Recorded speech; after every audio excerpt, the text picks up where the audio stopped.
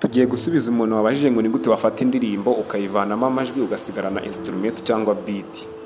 Biriya bintu ntago biba byoroshye, ngubwiye akazi nakoze kugira ngo bigweho. Wavuga ati tega amatwi iz'indirimbo ukarebyire akantu ndi gukorera.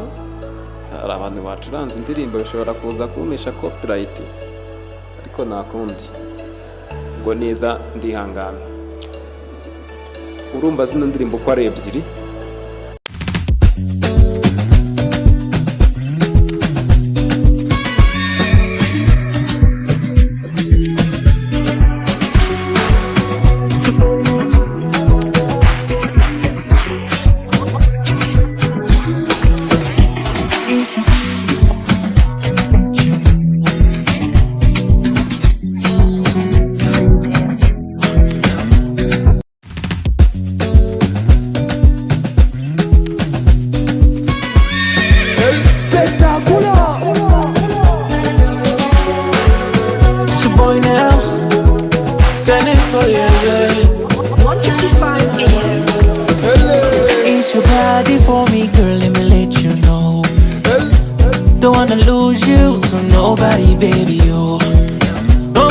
Izo nazikoze nkoresheje uburyo bubiri butandukanye. Hari ubwo nakoresheje application, numva application zirazana ibintu bitameze neza nka website. Hari ama application menshi nagiye ngerageza, na yandi nababwiye twa super sound irabifite ariko biracyari beta. Ari iyi ngiyi irabifite ariko biracyari beta, biracyari mwigeragezwa. Niyo mpamvu nabikoresheje nkumva ntabwo bitanga result nziza. Gusa buriya bizagera aho bikunde. Gaha handitse ahari remove vocals ni biri, ariko urabona ko handitseho ngo beta, buriya biracyari mwigerageza. Hanyuma rero indi application nakoresheje ni yitwa Vocal Remover. Vocal Remover nayikoresheje nayo, ariko ntabwo byamaye result nziza nk'iyo kuri website. Gusa buriya hari indi indirimbo ushobora kugeraho bigakunda. Uraza ifungure rero ukanda ahangaha kuri remove vocal high quality. Numara kuhakanda rero barakujyana aha, hakande uselecting ya ndirimbo yawe.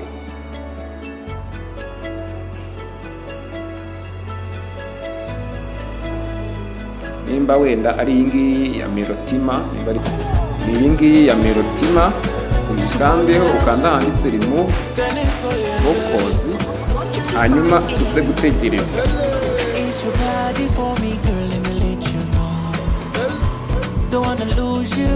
Hanyuma indirimbo iraza kujya muri telefone yawe ari instrument.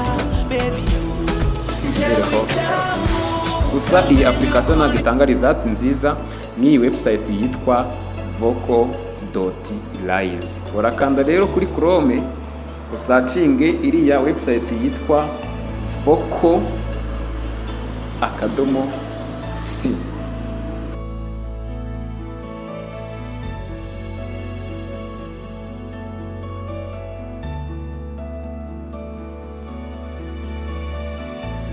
Numara kujya kuri iyi website yitwa vocal.c uhakandeho. Numara kwakandaho barahita bakwereka interface imeze gutya: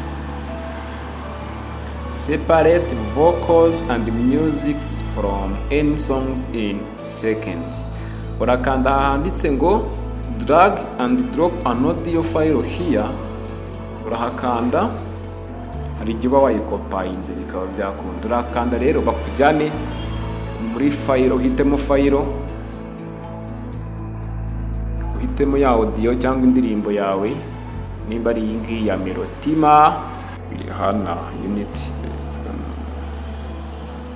kanongere nshyiremo iyi ya Melotima, kuko ibi byara ni woka nabonye baryari nifitemo ni audio yonyine.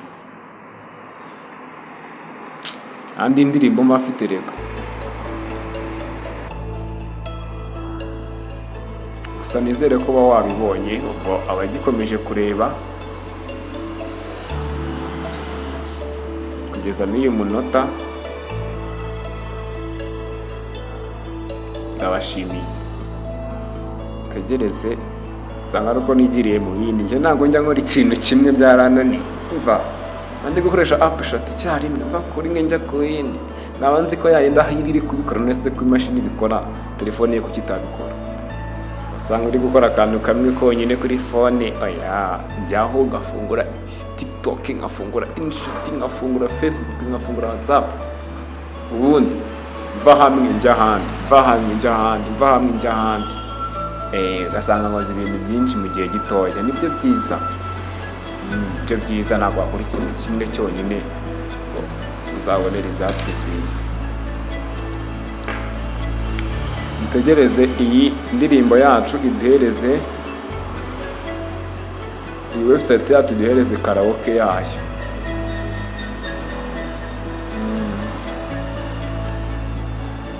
Ikindi ngiye kuvuga ngo kira process completed successfully. Ubu byarangije gukundana ko iyi sinaye downloadinga, ninyifungura barahita banyereka ko iri zip.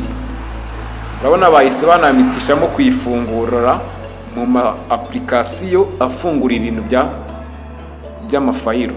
Nimfungura kuri iyi Phonex rero kuko ariyo mfitemo buriya, urabona ko bazizanye hano ari zipped. Hari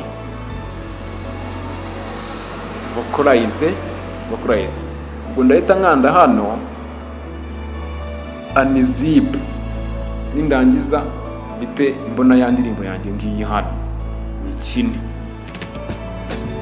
Urabona ko rwose yahise iyikora. Gaho se nyine seka, ubwo nagomba ndi kwimba kuko mba nakuyemo.